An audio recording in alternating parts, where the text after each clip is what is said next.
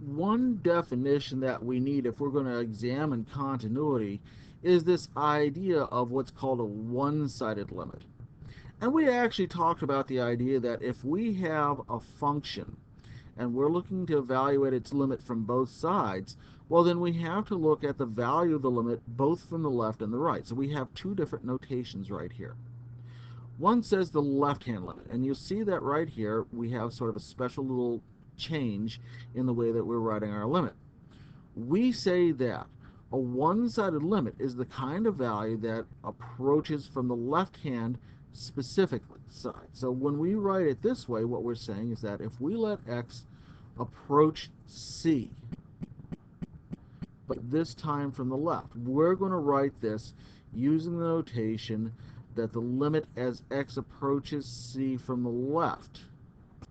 left-hand side, right? So we're going to let x approach c from the left. So we put a little c with a negative sign in the exponent sign. It's not an exponent. We're just saying that c is approaching from something where x is approaching the value of c from something slightly less than c.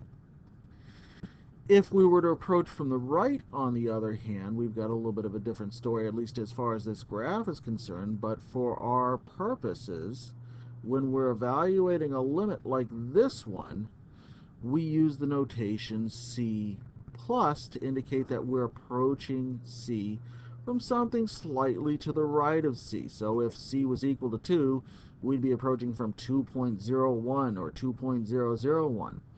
Up here, if we were approaching from the left, we'd be talking about approaching 2 as 1.9 or 1.99. Right?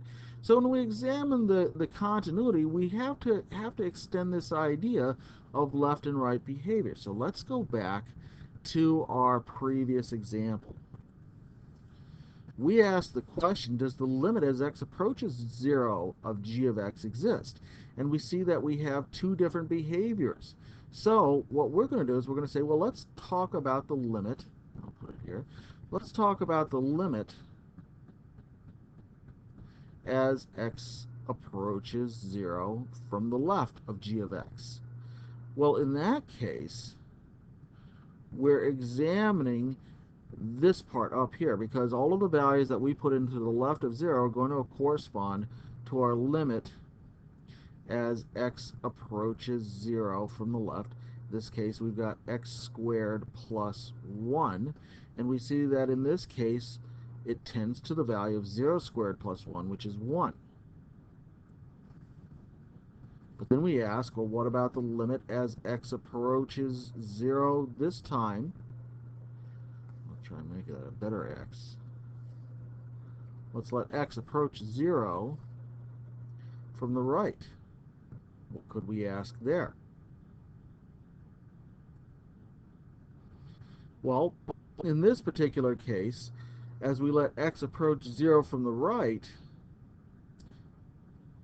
we're using the bottom part of that function, which is the part that says 2 minus x. And so as x approaches 0, this function is acting like the function 2 minus x. And yep, sure enough, that graph goes to 2. So in order for this limit right here, this two-sided limit, to exist, one thing that we should say is that, well, the limit from the left and the limit from the right would have to agree. So in this case, we have to say no, the limit doesn't exist. And therefore, we don't even need to examine 3. We can say this is also a non-continuous function.